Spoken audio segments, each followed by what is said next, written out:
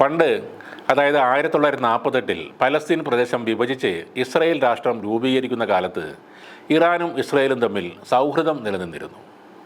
ഇസ്രായേലിനെ അംഗീകരിച്ച രണ്ടാമത്തെ മുസ്ലിം ഭൂരിപക്ഷ രാജ്യമായിരുന്നു ഇറാൻ. ബ്രിട്ടീഷുകാർ പലസ്തീൻ വിട്ടുപോകുമ്പോൾ പ്രദേശം വിഭജിക്കാൻ പദ്ധതി തയ്യാറാക്കിയിരുന്നു. അതിനായി UN 11 അംഗരാജ്യങ്ങളുടെ പ്രത്യേക സമിതി ഉണ്ടാക്കുകയും ചെയ്തിരുന്നു. വിഭജന പദ്ധതിയെ എതിർത്ത 3 രാജ്യങ്ങളിൽ ഇന്ത്യക്കൊപ്പം ഇറാനും ഉണ്ടായിരുന്നു എന്നത് മറ്റൊരു കാര്യം. ഇസ്രായേൽ, അമേരിക്ക, ബ്രിട്ടൻ സഖ്യത്തോടും പശ്ചിമേഷ്യയിലെ അറബ് രാജ്യങ്ങളോടും തുല്യമായ ബന്ധം നിലനിർത്താനുള്ള തന്ത്രമായിരുന്നു ഇറാൻ അന്ന് സ്വീകരിച്ചത്. UN അനുമതി നൽകിയതിനേക്കാൾ കൂടുതൽ പ്രദേശം ഇസ്രായേൽ ബലമായി പിടിക്കാൻ തുടങ്ങിയതോടെ പലസ്തീൻകാർ കൂട്ടത്തോടെ അവിടെ നിന്നും പലായനം ചെയ്യേണ്ടി വന്നു. മുഹമ്മദ് റസ പഹ്ലവി ആയിരുന്നു അന്നത്തെ ഇറാനിലെ ഭരണാധികാരി. ഇസ്രായേലിനെ ആദ്യമായി അംഗീകരിച്ച മുസ്ലിം ഭൂരിപക്ഷ രാജ്യം തുർക്കിയാണ്. രണ്ടാമത് ഇറാനായിരുന്നു. വർഷങ്ങൾ പിന്നിട്ടപ്പോൾ ഇറാനിൽ ഭരണം മാറി. 1979-ൽ ഇസ്ലാമിക വിപ്ലവത്തിലൂടെ ആയത്തുള്ള അലി ഖുമൈനിയുടെ നേതൃത്വത്തിൽ പുതിയ ഭരണകൂടം നിലവിൽ വന്നു. ഷാ ഭരണകൂടം പുറത്തായതോടെ ഇസ്രായേലുമായുള്ള വിദേശ നയവും മാറി. അമേരിക്കയും ഇസ്രായേലും ശത്രുപക്ഷത്തേക്കായി. ഇസ്രായേലുമായുള്ള എല്ലാ ബന്ധവും ഇറാൻ റദ്ദാക്കി. വിമാന സർവീസ് നിർത്തി. പൗരന്മാർക്ക് പരസ്പരം രാജ്യങ്ങൾ സന്ദർശിക്കാൻ പറ്റാതായി. ഇറാനിലെ ഇസ്രായേൽ എംബസി പലസ്തീൻ എംബസിയാക്കി മാറ്റി.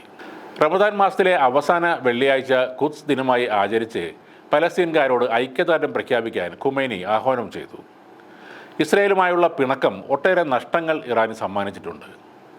ഇരു രാജ്യങ്ങളും പരസ്പരം മത്സരിച്ച് ആയുധങ്ങൾ ശേഖരിക്കാൻ തുടങ്ങിയിരുന്നു. ഇറാനെതിരെ അമേരിക്ക ഒന്നിനു പുറകെ ഒന്നായി ഉപരോധങ്ങൾ ഏർപ്പെടുത്തുകയും ചെയ്തിരുന്നു.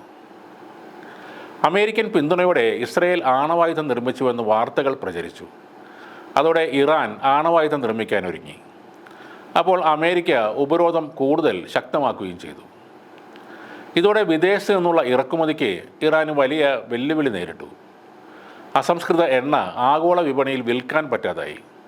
വലിയ സാമ്പത്തിക ഞെരുക്കത്തിലേക്ക് ഇറാൻ കൂപ്പുകുത്തി. അവിടുത്തെ കറൻസി മൂല്യം ഗണ്യമായി കുറഞ്ഞു വന്നു.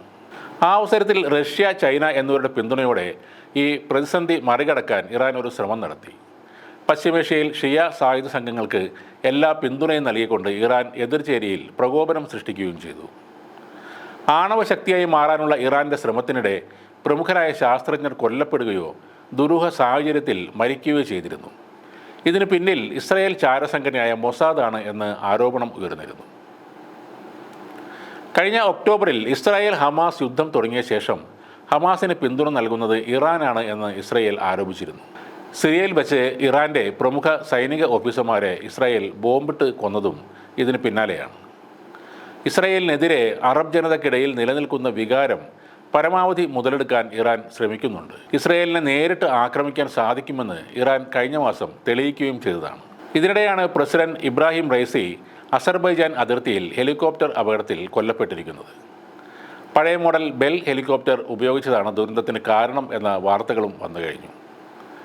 റൈസിയുടെ മരണത്തിന് പിന്നിൽ തങ്ങൾക്ക് യാതൊരു പങ്കുമില്ലെന്ന് ഇസ്രായേൽ ഉദ്യോഗസ്ഥർ പറഞ്ഞിട്ടുമുണ്ട്.